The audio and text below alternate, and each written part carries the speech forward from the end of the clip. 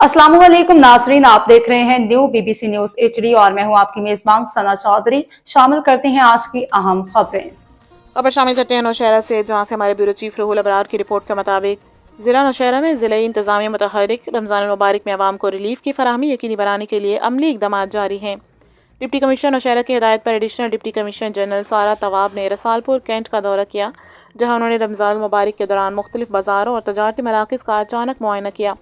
इस मौके पर अशियाए खुर्दनोश की कीमतों, सरकारी नरकनामों पर अमल दरामद और मजमूई सूरत हाल का जायज़ा लिया गया।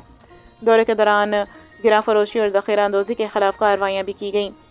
एडिशनल डिप्टी कमिश्नर सारा तवाब का कहना था कि रमज़ान मुबारक के बाबरकत महीने में आवाम को ज़्यादा से ज़्यादा रिलीफ फराहम करना ज़िले इंतज़ामिया की अव्वलीन तरजीह है। उन्होंने वाज़ेह किया कि अशियाए ज़रूरिया की मुकर्ररा नरखों पर दस्तयाबी, नाजायज़ मुनाफाखोरी के खात्मे और ज़ख़ीरा अंदोज़ी की रोकथाम के लिए कार्रवाइयाँ बिला ताअतुल जारी रहेंगी। ज़िला इंतज़ामिया ने आवाम से भी अपील की कि किसी भी किस्म की गिरा फरोशी या खिलाफ वर्जी की सूरत में मुतल्लका हुकाम को फ़ौरी इत्तला दें, ताकि ज़िम्मेदारान के खिलाफ बर वक्त कार्रवाई अमल में लाई जा सके।